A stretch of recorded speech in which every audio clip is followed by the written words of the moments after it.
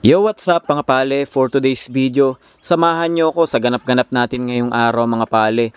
Ngayon nga pala, may pinaplano akong sideline or pwede nating pagkakitaan. Kasi alam nyo naman, may negosyo nga tayo pero hindi naman siya ganun kalakas. Kaya kailangan mag-iisip tayo ng plan B para naman kumita tayo ng pera.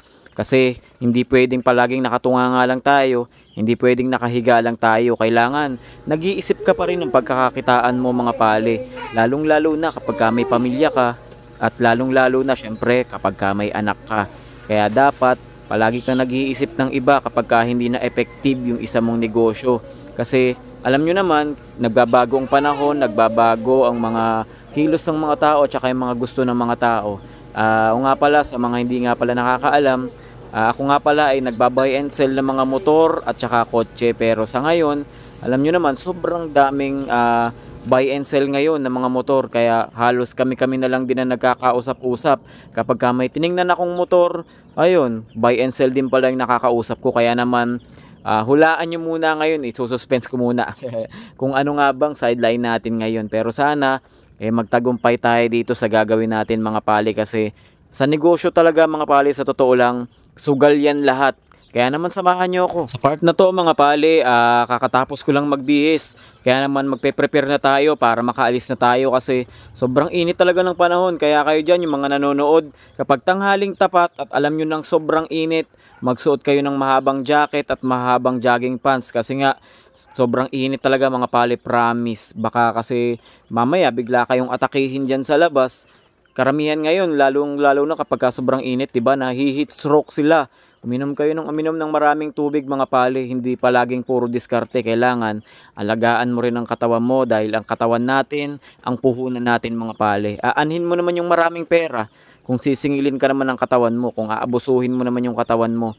Kaya ikaw na nanonood ka, basta palaging balance lang. Tara, samahan nyo ako. Pupunta tayo ng palengke ngayon at bibilhin natin yung sinasabi ko sa inyo kanina na sideline natin, na sana magtagumpay tayo dito mga pale. Paalis na ako dito kasi hinihintay na tayo ng pinsan ko dyan sa labas ng gate. Siya kasi magsasara ng gate. Payo ko lang sa mga kapwa kong negosyante dyan at dumidiskarte araw-araw, sana kumita ka rin na mas malaki kumpara sa nakaraang buwan. Palagi kong hiling sa mga kasama ko yan, lalong-lalo na sa mga kaibigan ko. Alam na alam nila yan, basta green ka lang ng green, sipagan mo lang palagi.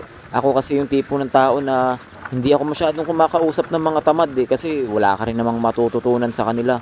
Basta palagi ka lang dumikit sa mga taong masisipag, sa mga taong may plano sa buhay.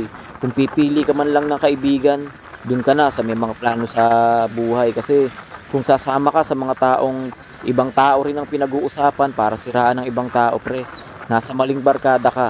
Basta pumili ka palagi ng tama para sa sarili mo, para mag-improve ka, para matuto ka ng mga bagong bagay, para mapaangat mong sarili mo. Hindi trabaho mga pali ang magpabagsak ng ibang tao, kasi may karma yan. Basta palagi ka lang green ng green, balang araw papamor din sa iyong panahon. Hindi man ngayon pero tuloy-tuloy mo lang. Hindi naman kasi palaging puro paangat minsan magkakamali ka rin, babagsak ka rin, pero kailangan marunong kang tumayo, di ba? Nandito na nga pala tayo sa palengke. Ayan, medyo may clue na tayo. Ito ipapakita ko sa inyo. Siguro naman kahit papaano magkakaroon kayo ng idea dito sa ano natin, sige, sa diskarte natin ngayon. Sobrang init nga pala mga pali, kasi alas 2 na ng tanghali yan. Talagang tirik na tirik ang araw, galit na galit no. Nandito nga pala tayo kay A. Brown. Ayan, sa mga taga Binangonan, kilalang kilala yan. Siguro may idea na kayo kung ano ang gagawin natin dito. Tayo na nga, nakauwi na tayo, ginabi na tayo ng uwi. Hindi ko na na-video kanina kasi nga sobrang init ang panahon, pero nakuha na namin yung mga dapat kunin namin. Papakita ko sa inyo kung ano nga ba yun. Tara.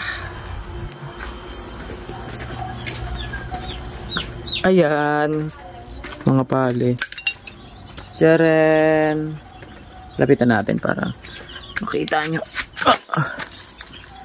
Ayan ayan mga sisiw. Ayan, bumili tayo ng ganyan mga pali, kasi nga sobrang hirap ng ano ngayon sobrang tumal ng negosyo. Kumbaga kailangan nating umisip ng ibang paraan para naman kumita tayo ng pera. So pansamantala, try nating sumugal sa iba, kasi ganoon naman talaga pagka gusto mo kumita ng pera. Kailangan yung pera na hawak mo ngayon, huwag mong gastusin sa mga bagay na hindi naman babalik sa'yo or hindi naman tutubo yung pera mo. Kasi mostly sa mga nakikita ko, yung ibang tao kapag nakahawak na ng pera, kapag meron na silang for example, may savings sila, iniisip na agad nila kung saan nila gagastusin, sa mga luho, sa mga ganto ganyan, pero hindi nila iniisip kung paano ba ito palalaguin. Kaya naman, syempre tayo bilang isang business minded, syempre hindi ko rin naman nahayaan na yung pera natin is maubos na lang ng walang dahilan, 'di ba? Pero syempre, sa isang negosyante, hindi palaging Pasko, tandaan nyo yan, hindi palaging panalo. Pero syempre, hoping pa rin tayo na sana dito sa pinili natin na sideline natin. Eto, ayan sila.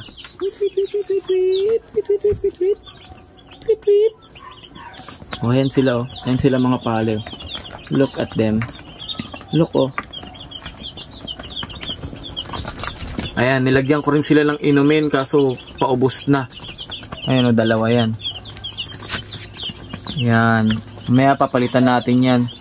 Lalagyan natin sila ng inumin. Ayan, nagkakagulo sila, oh. Ba, nagkakagulo eh. Isa'y lumapit sa atin, oh. Tweet, tweet, tweet, tweet. Tweet, tweet, tweet, tweet. Yan. Ito yung sisiw. Look, oh. Diba? Ayan. Yan yung isa sa mga naisip natin na pwede nating maging sideline. Pero, ayun. Sana maging matagumpay yung ano natin, investment natin. Kasi, yung isa kong negosyo, diba, nagba-buy and sell po ako ng mga motor at sasakyan. Medyo matumal ngayon kasi sobrang dami ng buy and sell, alam nyo naman, di ba? So, ayun, try ng iba. Syempre, para sa pamilya dapat palagi, di ba? So, ipagdasal nyo, isama nyo ako sa panalangin nyo mga pale na sana maging okay to. Sana maging okay tong mga plano natin sa buhay. Kaya ikaw nanonood ka, sana isa ka rin sa umangat sa buhay. Maraming salamat sa panonood, pale, at maraming salamat sa suporta.